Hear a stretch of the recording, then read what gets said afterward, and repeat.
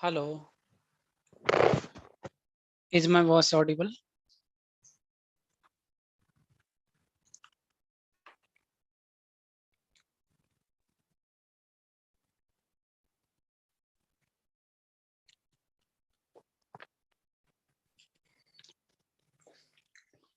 Hello, thanks for joining. Is my voice audible?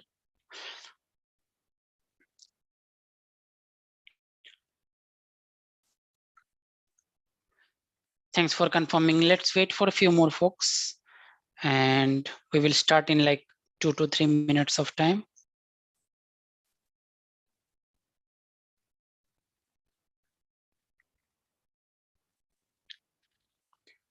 Let me see if I'm able to see from other phone.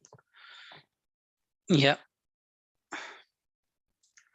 Hello, thanks everyone for joining. Today also we are going to have some discussions around multiple topics. You can give your input, you can give your understanding, then we can discuss through that. Thanks for joining.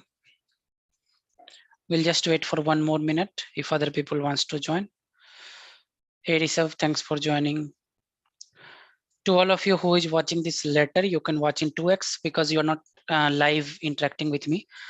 So for non-live, you can watch in 2x also. For live people, it's more of an interactive session. So let's keep it interactive. Everybody participate, that will be good. Okay. So thanks everyone who has joined now. And let's get started. Let's not delay any further. So here is the first question of the day. Let me make it maximum. And let's see this. Okay. So first one is how the hyperparameters in machine learning is different from model parameters.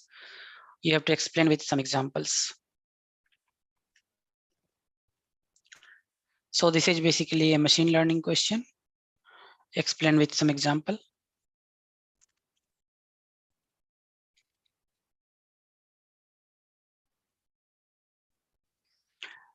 Today also we will cover machine learning, statistics, SQL, puzzles, and some bit of normal, knowledge.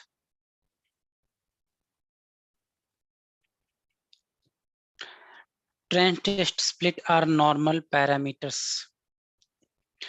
Hyperparameters versus model parameters. Take one example and explain.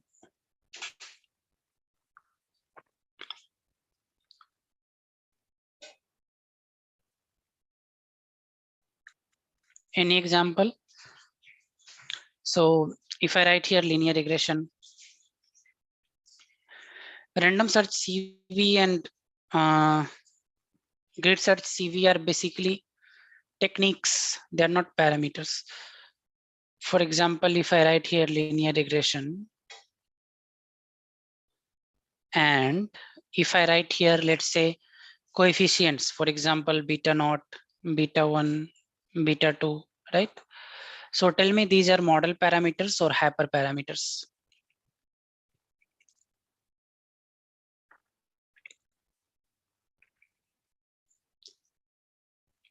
Beta naught, beta 0, beta 1, I mean beta 0, beta 1, beta 2, are these in case of linear regression model parameters or hyperparameters? My question to you is.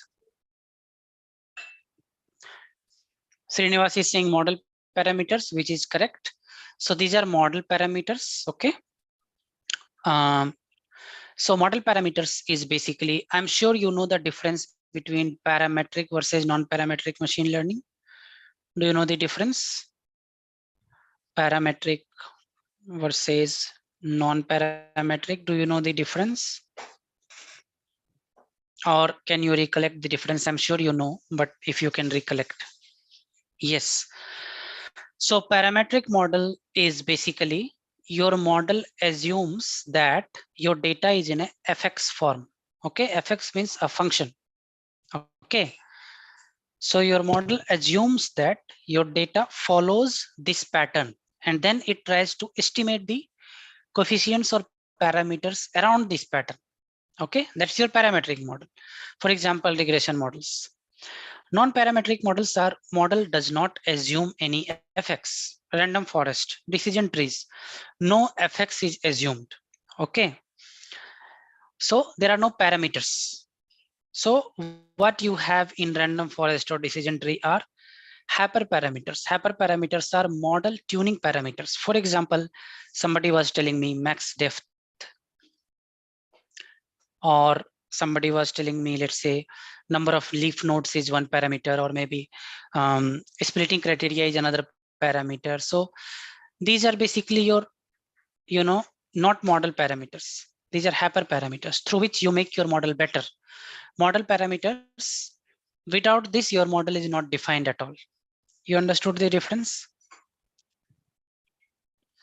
Yes, decision tree non-parametric model, because you don't assume form of the data. So every time you think of parameter versus non-parameter, think like, are you assuming form of your data? So in decision tree, you are not doing that. Got this? This is a very, very conceptual question. Hence I put it here, okay? Sorry. Let's go to the next one. So this is basically, yeah, weights and biases are your model parameters, correct, Sharon? So if I work with a neural network model, weights and biases are my model parameters, not the hyperparameters. Okay. So this is one question which is open-ended, and there is no right or wrong answer, but I want to understand your perspective. How do you deal with occurrences of missing or corrupted data in your analysis? So all of us know there can be missing data, there can be corrupted data based on your understanding of machine learning, or you can think from data analysis point of view also. How do you deal with these? Thanks everyone who has joined now. Please go ahead and press the like button so that others can also join. You can press the like button and answer this. I mean, what will be your approach? There can be multiple approaches basically.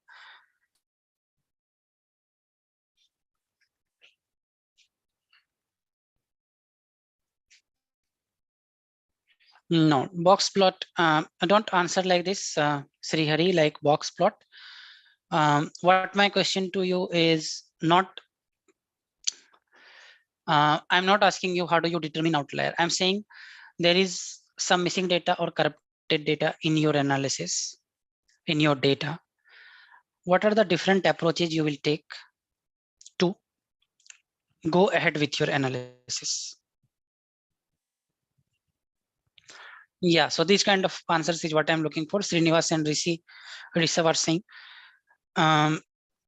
So Srinivas is saying at model level, if 50% of data is missing, if 50% data is missing at model level, which means at data level, not at a column level, he's saying.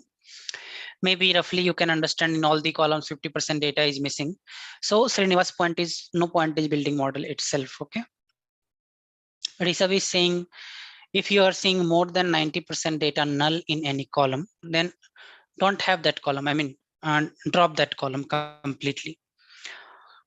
Any other way, the ways can be technical, and the ways can be, you can say, common sense based as well.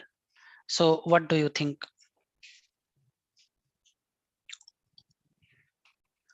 So think like this, how the data becomes corrupted or how the data becomes missing. So that is your basic scenario. So what causes data to corrupt, and what causes data to be missing? Think like that, and then you'll be able to find out some logical or conceptual ways. So I'm getting more answers. Seren is saying discuss with stakeholders whether the column is important. In case of large missing, if values cluster of data, corresponding values. Very good. So Seren is saying that discuss with your business stakeholder. If that is important, take a different approach. Otherwise, take a clustering approach. Yes, very good answer, SRD. So I have a video on this as well. So every time we talk of missing data, right? So if you search unfold data science missing data, you will get that video. Missing data falls in multiple categories. Okay, so missing at random, missing completely at random, Um, there are some more categories. I'm following the names now. Okay, I'm forgetting the names now. Missing at random, missing completely at random. There are different types of missing data. Okay, so based on that, you take your call. Okay, that is one point from where you can start thinking. Okay, see, I'll give you one example of what is missing at random and what is missing completely at random. Let's say I go to TCS. Okay, I go to TCS and I do a survey. Okay, so in one column I have, let's say, EMP ID, and in other column I have salary. Okay, and in third column I have, let's say, favorite food or favorite movie. So favorite movie of every employee. Okay, so I go ahead and ask to 5 employees of TCS, hey, what is your favorite movie? Maybe everybody says something, RRR or maybe Bahubali or whatever you can. They are comfortable saying their favorite movie. Okay, but people are not comfortable saying their salary. Okay, so you will see blank, no data, blank, no data, blank, no data, blank, no data. Maybe 1 or 2 data is there, but mostly it will be blank. So you can say not missing at random. In my opinion, that is the name, if I'm recollecting it correctly. So this is not missing at random. Okay, so this will be treated in a different way than any other column which is missing at random or missing completely at random. So you have to understand why the data is missing. That is point number 1. And then you have to take the call. And these rules apply, obviously. If greater than 95% or 90% data is missing, what would you do with imputation also, right? So imputation also you can do up to a limit. Otherwise, your total data will be kind of not right data. So imputation you should not do beyond a limit. And these things are important. Is it missing at random or completely, or not missing at random, or there is some systematic missing? And corrupted data, if you see, then there are multiple ways in which data can be corrupted. So for example, if you are doing a web scraping and your scraping technique is having some issues, you may get corrupted data. The way you are fetching the data, maybe the masking you are applying is not applying properly.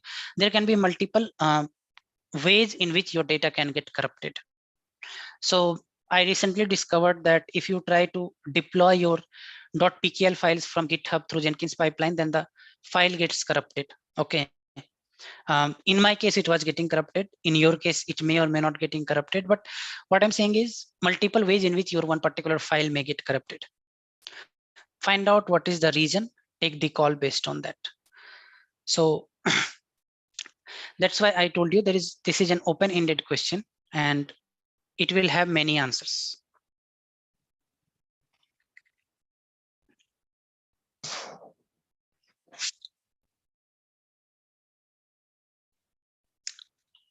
Okay, let's move on to one Python one. Do you know how to create an empty class in Python? So normally you will write class, and inside the class you will write few things, right? How to create an empty class,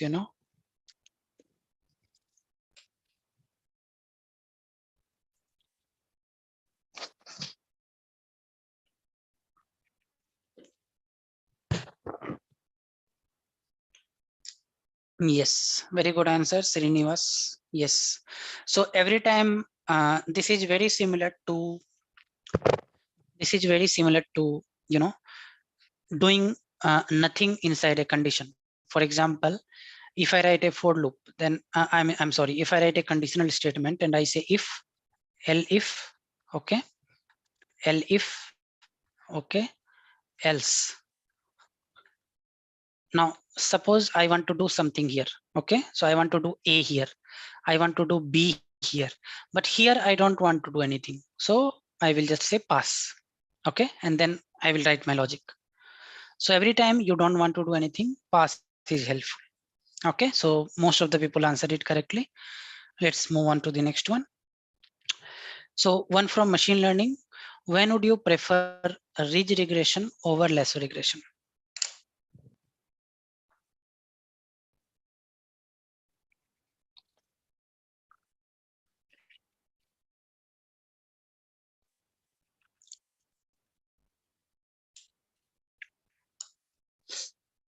ridge regression over lasso regression when it is preferred, basically.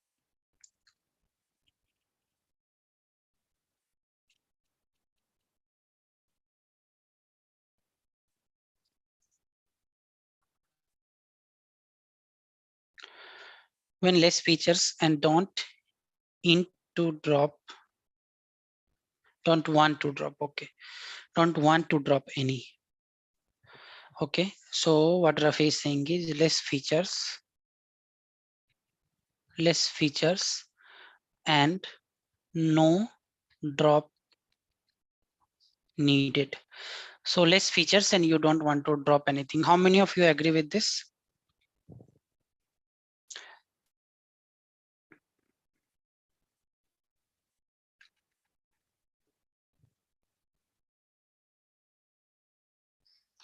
SRD is saying when more features use less regression. So in one way you are saying some features we can drop. When we have very large data set, many columns, we can use lasso, which help in feature reduction. That's correct. Any other thing? So in simple words, you can say lasso means less features. That is what I want. Okay, less features plus strong features. That is what you can expect from lasso. From ridge, I can expect more features plus medium to weak features. Medium to weak. Yeah. So I think people are agreeing with this. Give me a yes if you are agreeing with this.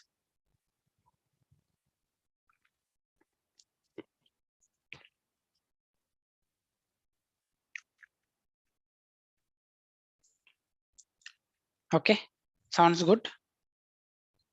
Okay, let's move to the next one. Simple one, but again, little important one only because you can be asked these questions. So there are three keywords I've written here: truncate, delete, drop. Tell me the difference between these three.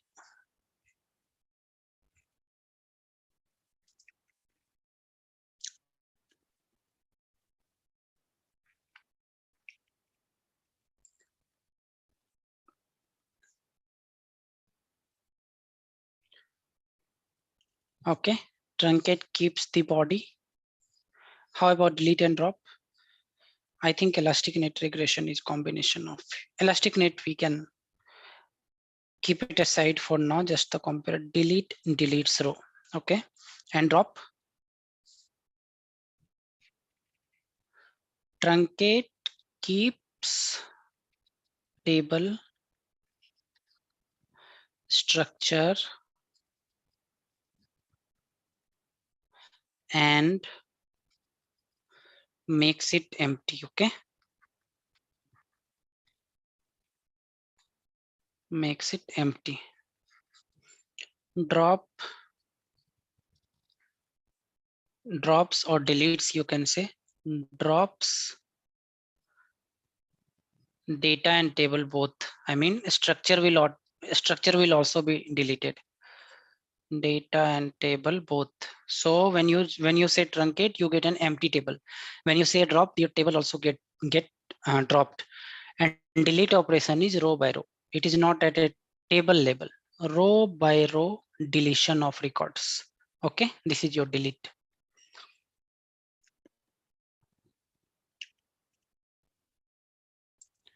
Yes, delete will also remove row by row deletion. A structure will be deleted in drop, right? Truncate, structure will be kept, but table will be emptied. Delete row by row. Okay. So that's what I think most of you are saying. Trunk, delete the record, delete CMD, delete, drop, delete column. Okay. I think most of you are in agreement with what I'm saying. So let's go ahead and do some more interesting stuff. Tell me your understanding of scope resolution in Python and give me one or two examples.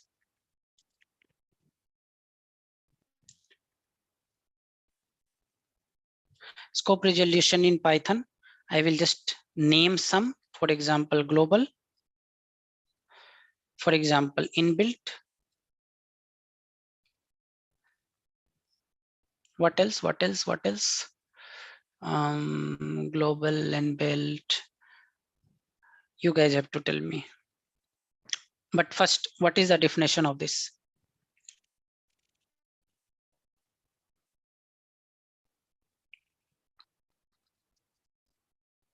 Local. Very good. Local.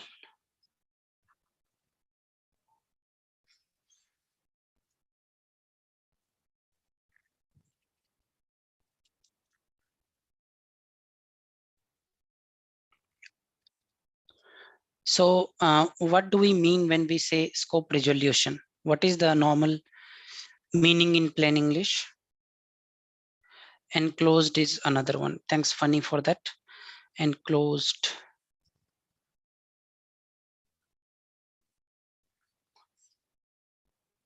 Yeah, you can explain me. For example, you can explain me difference between global and local. Just for an example, global accessible to every class and function. So what I'm looking for is a basic definition here. So you guys are right, but first, what is a scope resolution? Scope resolution is there is a variable x is equal to 5 in Python. Okay. So can I access this variable inside a function? Can I access this variable from the object of a class? Can I access this variable from any other part of the code? That is what makes one piece of scope resolution. Other piece of scope resolution is I have a class A. Okay. In that I have a variable. I mean, what do you say? Property of the class. I have a class B. I have the same property. Okay. I create objects, then how the inheritance I do, then how the scope resolution happens. That is another wing of scope resolution. This is one wing that we have written on the left side. On the right side, what we have written in another wing. So that is definition wise. Okay. So suppose in between class A and class B, if you do class B inherits from class A, you have the same property in both, and you create an object, then which one it will take? That is another follow-up question on that. And you know, the simple one is how global is different from local. So in the beginning of the script, if I say global, some variable, right, then everywhere we can use it. So this particular thing can be discussed for like half an hour, 1 hour, because there can be many types of inheritance here, right? And all those will have different ways of kind of resolving this dependency, or you can say this scope. Okay. So when you are going for interview, these are the kind of things that we tend to forget if we don't use. So just have a look at this. This is one of the kind of favorite interview question for some interviewers. Okay. So scope resolution, see from left hand side part and also see from the right hand side part when you are going for the interview. Okay. So there is an approach here through which it resolves the conflict. Okay. In case of inheritance, just read about that. That's a kind of homework. Read about that tomorrow only. Okay.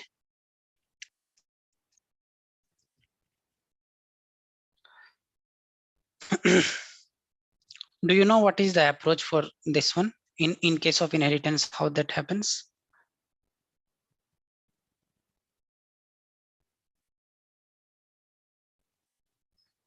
Okay. So let's move on to the next one. Have you heard of a term called design of experiments?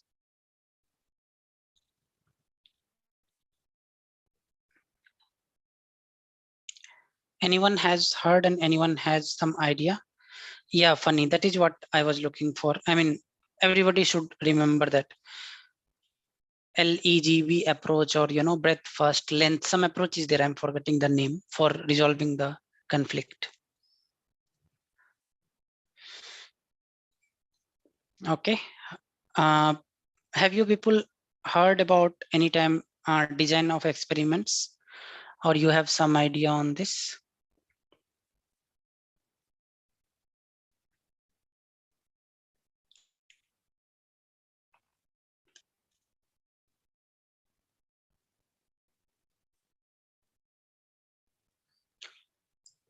Any idea, guys? So this is basically a multi-step process, right? So yeah, Sunakara, Yukesh Kumar, you can tell your answer. Multi-step process, okay, where you run some experiment and you try to observe the outcome based on variations in the input. This is just a rough definition I'm saying, not exactly same, but basically design of experiments is a more often a statistical term where you observe how your model, you can say loosely, behaves with different set of, you can say, um, samples created, or you can say uh, cooked up data. Okay, so in this one what will happen is you will write what you want to run, then you will create your test cases, then you will create your experiment, you will pass it to your model, you will observe the outcome, and then you will come back and rerun with a different set of inputs. So it's an iterative process. A theoretical concept is known as design of experiments. In practical, when you implement it, it will be a multi-step process, like I said here. Just to give you some high-level view of that, you can read it because it's a kind of little known term. So you may be asked questions around this. So it basically means that you are designing an experiment to reduce to some conclusion or check the behavior of your not project, behavior of your object, in this case model. So if you don't have, I try to put things which you guys don't hear generally. Otherwise, what is the need of coming to this session, right? So if I put everything that is available generally here and there, right? Okay. So just read about this. It will give you some good, there are some very good YouTube videos on this. Maybe you can watch. More of a theoretical concept, but you should know the theory behind it. Okay, one simple one here. This is applicable to freshers looking for data analyst job, data scientist job, or business analyst kind of job. Name some constraints of SQL and what it does.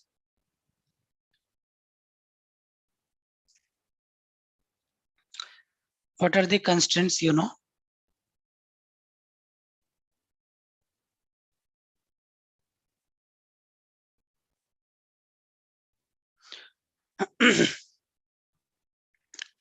Yeah, Yokesh Kumar, you're right. Hypothetical experiment with different samples, yes.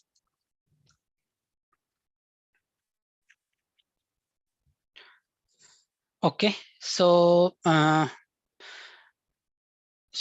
Vikas is saying in terms of keys, it can be primary key, foreign key. So this is one example of constraint, maybe primary key. Another example of constraint can be not null, right? Another example can be unique, right? So the meaning of this is if I'm creating a table and I say that this is my primary key, which means there cannot be duplicate entries in this column.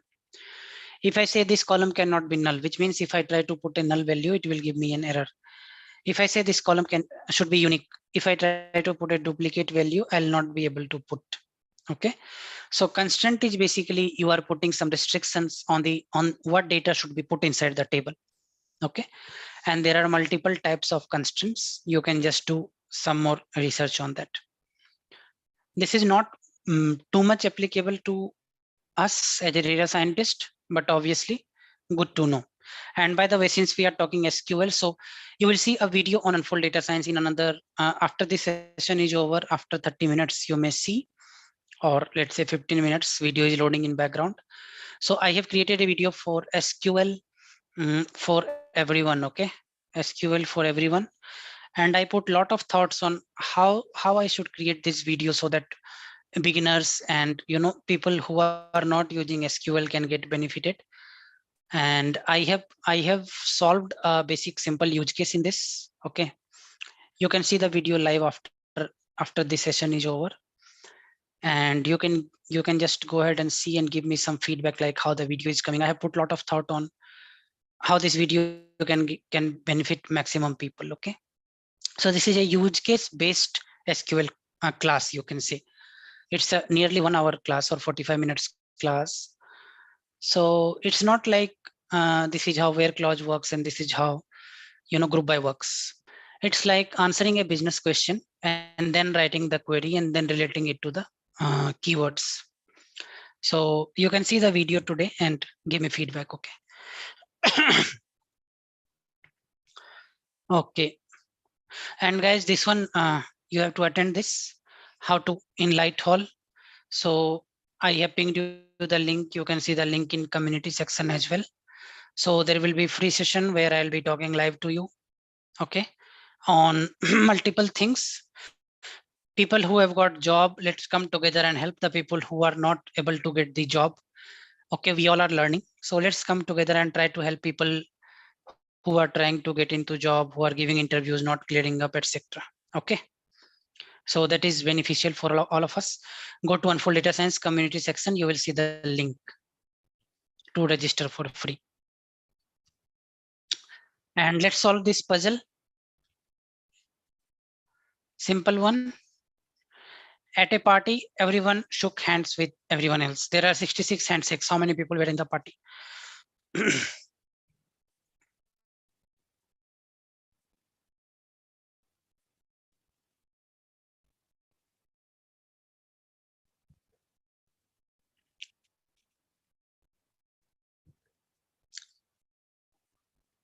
So there are, let's say, n people, P1, P2, P3, P4, P5. I'm sorry, PN. Okay. Uh, so everybody is shaking hands, 66 handshakes. What is the value of n?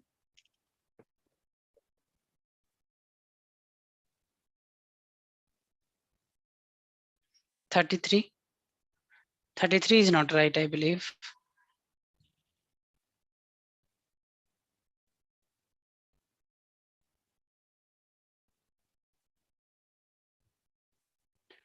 Somebody saw answer on the internet. That's not right. Otherwise, you have to tell the approach. I deserve no cheating allowed. NC266, we will solve this. Swadhin Prosti, 67. No. 67 people is not the right answer.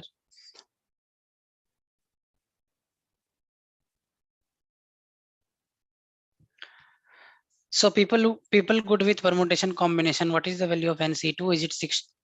I'm sorry. Is it 66? I'm sorry. NC2 is equal to 66. Then what is the value of N?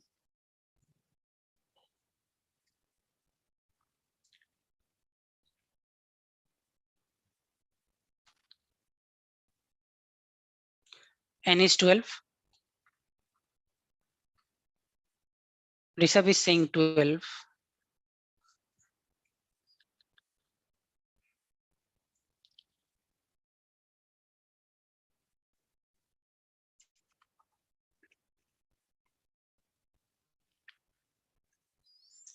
Most of the people are saying 12.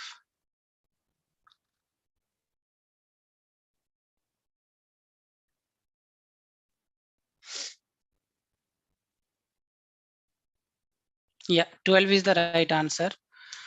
And other way of looking at it is, see, this is one mathematical way. In how many ways you can choose 2 out of n people, right? So this is people are comparing with 66 and finding n. Okay, and here what we can do is person one will shake hands with how many people? Person one will shake hands with n minus 1 people. Okay, and person two with n minus 2, person three with n minus 3, and so on and so forth till 3 plus 2 plus 1. This number 66. So this again becomes the same equation.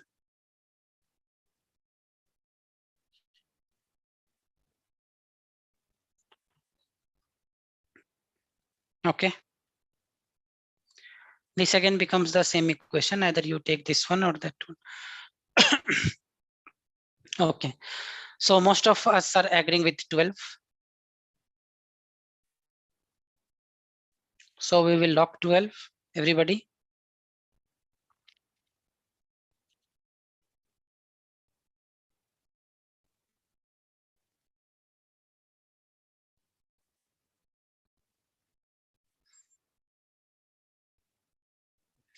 Vikas is saying yes. So let's lock 12. And people who joined little late, just a recap of today. We discussed some important concepts of model parameters, hyperparameters. Then we discussed some theoretical concept of missing corrupted data. We discussed some things on Python, then machine learning regression techniques, SQL, some basic questions, then Python scope resolution, statistical concepts, SQL again, and puzzles we did. Okay. So if you guys join live, then you can interact from the beginning till end, which is fun. People in live can tell you. And we will go ahead and have the session next Thursday. And for now, I request you, please watch the SQL video. Okay, even if decent bit of SQL, watch the SQL video, which will come in like half an hour now from now. You can watch in 2x, not a problem. Okay. And if you are part of some Telegram groups or WhatsApp group where data science discussions go on, please share Unfold Data Science videos. That is going to help me and help Unfold Data Science. I'll see you all in the next Thursday, guys. Cheers. Bye bye. Take care.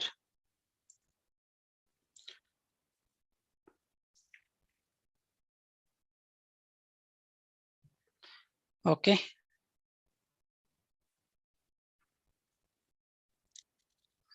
Thank you. Thanks, Rishabh, Utkarsh, SRD.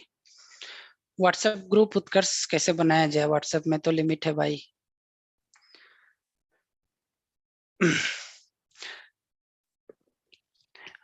Okay, we will see one Telegram group if it allows. Okay.